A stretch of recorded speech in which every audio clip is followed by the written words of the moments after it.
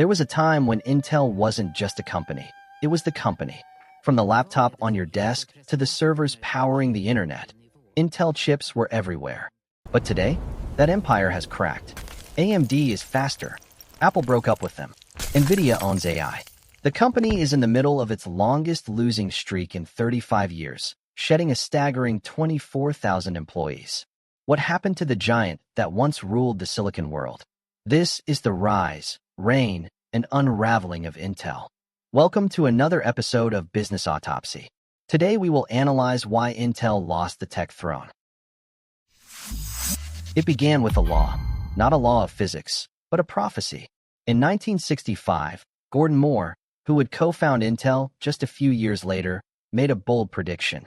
The number of transistors on a chip would double roughly every 2 years. At Intel, this wasn't just an observation. It became corporate dogma, a relentless treadmill of innovation that left competitors in the dust. The company was forged by the Intel Trinity. Robert Noyce, the charismatic visionary, Gordon Moore, the technical prophet, and Andy Grove, a Hungarian refugee who survived Nazi occupation and became the company's ferocious operational executioner. Together, they created a perfect, unstoppable team. The Pentium chip made Intel a household name. In the 90s and early 2000s, their dominance was so absolute that the industry was simply called Wintel, Microsoft Windows running on Intel hardware. They were printing cash, but their real genius was making you care about the invisible chip inside the box. The Intel Inside campaign was a masterstroke, turning a component into a trusted brand. But behind the scenes, it was also a weapon. Intel offered PC makers huge marketing rebates, but often with a catch. They had to source up to 95% of their chips from Intel. This practice effectively strangled competitors, leading to billions in antitrust fines across the globe, from Japan to Europe. But by then, the throne was secure. Intel's success was built on innovation and a relentless drive to stay ahead. But as we'll see, even giants can stumble. But in the shadows of that dominance, disruption was brewing. The smartphone revolution ignited, and the rules of the game changed. It wasn't about raw power anymore. It was about power efficiency. Battery life was king, and the chips powering this new world weren't Intel's. They were based on a different architecture, ARM. Apple introduced the iPhone, a device that would change the way people interacted with technology. Intel had the opportunity to be part of this revolution. Apple approached Intel to supply processors for the iPhone, but the company declined. Former Intel CEO Paul Otellini later admitted, "We ended up not winning it or passing on it, depending on how you want to view it. And the world would have been a lot different if we'd done it." Intel believed the project's economics wouldn't justify the investment. This decision proved to be a costly mistake. Intel was addicted to the high profit margins of its PC chips.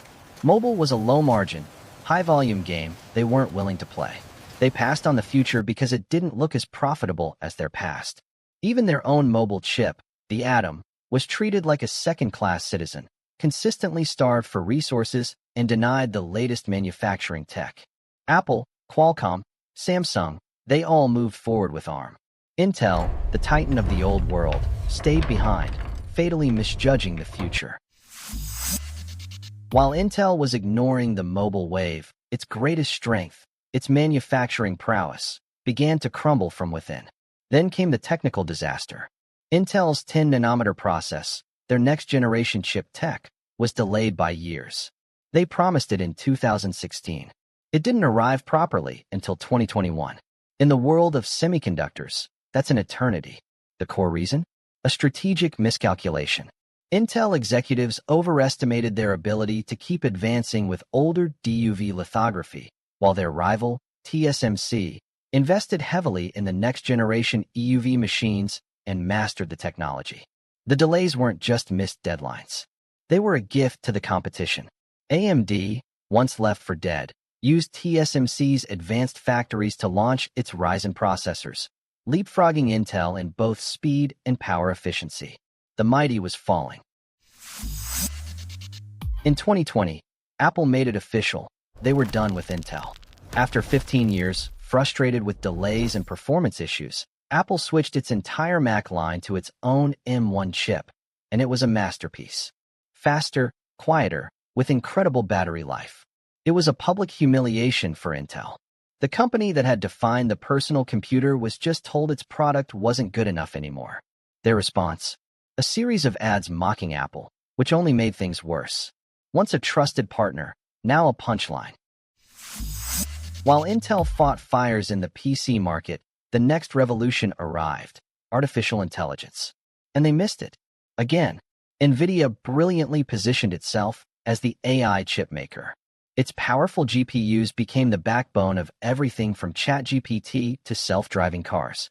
Intel tried to catch up with its gaudy chips, but it was too late. In a frank internal meeting, Intel's new CEO, Lip-Bu delivered the stunning admission: on AI training, I think it is too late for us. In the biggest computing revolution since the internet, Intel is now executing a strategic retreat, ceding the most lucrative part of the market and focusing on what some analysts call scraps in less profitable niches. Intel's decline can also be attributed to internal challenges and strategic missteps. One of the most significant issues has been the company's manufacturing technology. For years, Intel was at the forefront of semiconductor manufacturing, often leading the industry in process technology. However, in recent years, Intel has fallen behind competitors like TSMC and Samsung. Intel's decision not to invest in extreme ultraviolet (EUV) lithography machines, crucial for producing advanced chips, put it at a disadvantage. As a result, Intel has had to outsource some of its manufacturing to TSMC, a move that undermines its position as a vertically integrated company. Financially, Intel has faced severe challenges. In 2024, the company reported a quarterly loss of $16.6 billion, its largest ever, leading to significant layoffs and a suspension of its dividend. These financial difficulties reflect the broader struggles Intel is facing in a rapidly changing industry. At the heart of the chaos, a crisis of leadership. In 2021, Pat Gelsinger returned as CEO, promising a grand, multi-billion-dollar turnaround called IDM 2.0 to restore Intel's greatness. But the plan was slow, the financial losses were staggering, and the board ran out of patience. Gelsinger was forced out, later saying, "I wanted to finish what I started, but as you know, I was not given the opportunity."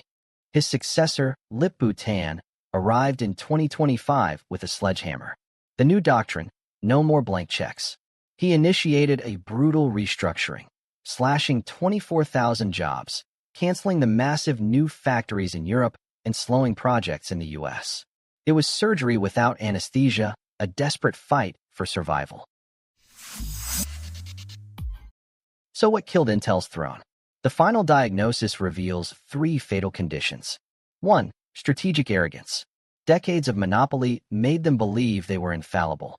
They dismissed mobile, underestimated competitors, and were slow to admit their own mistakes. A pattern seen from a famous math bug in the Pentium chip in 1994 all the way to the recent stability crisis with their latest processors.